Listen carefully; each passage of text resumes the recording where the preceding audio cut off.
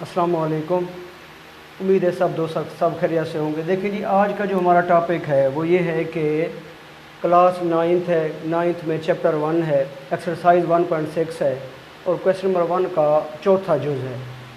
उसमें ये हमें कह रहा है कि काल्बों के माकूस की मदद से उसका जवाब निकालें मुतगय्यर का, एक्स और वाई का।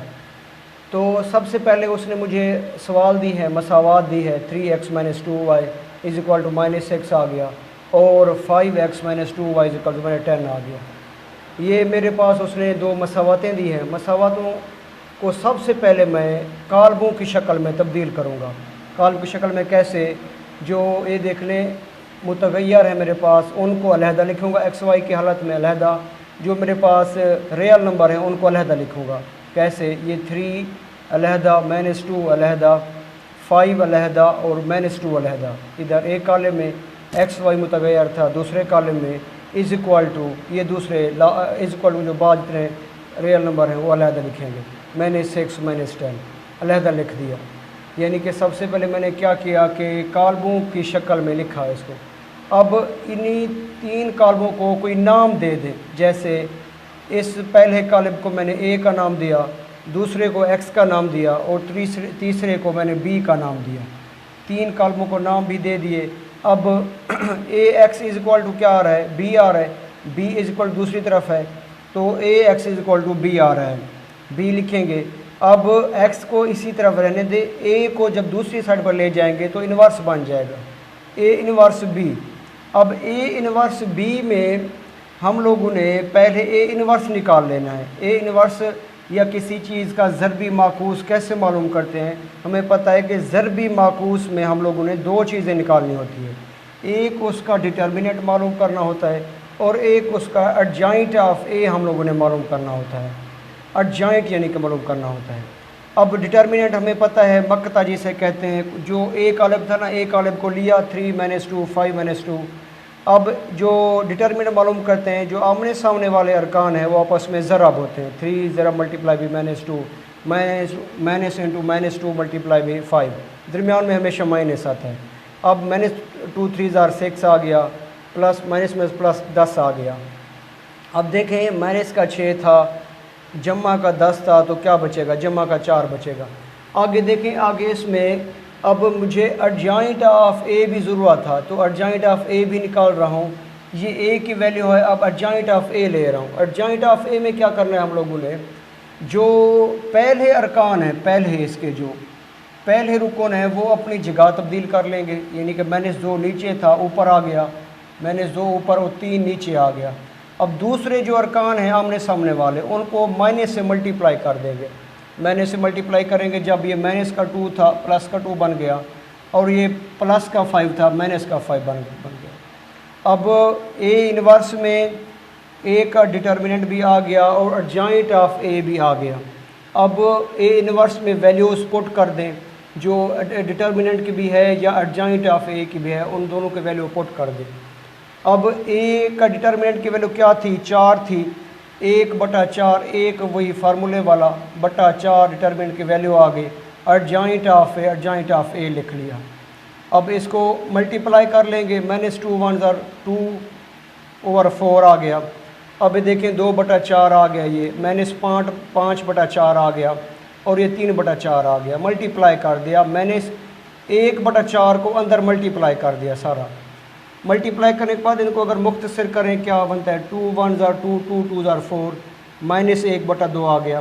फिर 2 1 ज़ार 2 2 2 ज़ार 4, 1/2 आ गया। अब उसके बाद -5/4 वैसे आएगा, 3/4 वैसे आएगा। अब ए इन्वर्स भी मेरे पास आ गया, ए इन्वर्स। अब इसी ए इन्वर्स की वैल्यू पुट कर देंगे इस इक्वेशन नंबर 3 में। इक्वेशन नंबर 3 को ले लें, x is equal to A inverse B. X is equal inverse B लिया, x वैसे लिखा। ए इन्वर्स की वैल्यू ये थी, -1/2, 1/2, -5/4 और 3/4। अब जो b की वैल्यू है, b की वैल्यू ये है, -6 - 10, ये वैल्यू पुट कर दें। ए इन्वर्स की वैल्यू भी पुट की जो निकाली थी और b की भी वैल्यू पुट की जो निकाली थी। अब ये दो वैल्यूज पुट कर दी। अब बिल्कुल उसी तरह जैसे ज़रबी हासिल मालूम करते हैं, फर्स्ट रो फर्स्ट कॉलम करें। फर्स्ट रो फर्स्ट कॉलम में देखें, पहली कतार पहले कॉलम में -1/2 ज़रब -6 ये आ गया, जमा मैं 1/2 ज़रब -10, पहली कतार पहला कॉलम हो गया। अब थी भी एक कतार थी, एक कॉलम था, तो पहली कतार ख़त्म फाइनल होगी। दूसरी कतार को फिर दूसरी कतार पहला कॉलम -5/4 ज़रब -6 आ गया, प्लस देखें प्लस 3/4 ज़रब -10 कर लिया, ये हल आ गया। अब इसको हल कर लेंगे, इसको मज़ीद सिंप्लीफाई करें, माइनस माइनस प्लस 2 1 ज़ार 2 2 3 ज़ार 6, ये क्या बचता है माइनस प्लस 3/2 बचेगा, ये प्लस 3 बचेगा, ये 2 तो कैंसिल हो गया, एक पढ़ा जो पढ़ दिया था वो कैंसिल हो गया, ख़त्म हो गया, प्लस का 3 बचेगा।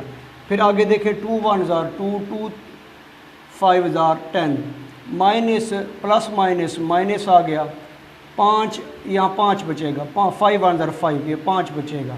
अब इसमें देखें, अब दूसरी रो में देखें माइनस माइनस प्लस आ गया, प्लस 2 2 ज़ार 4 2 3 ज़ार 6, ये अब 3 आ गया, 5 यहाँ 15, नफ़ी नफ़ी जमा 5 ये 15 15/2 आएगा, प्लस का 15/2 आएगा।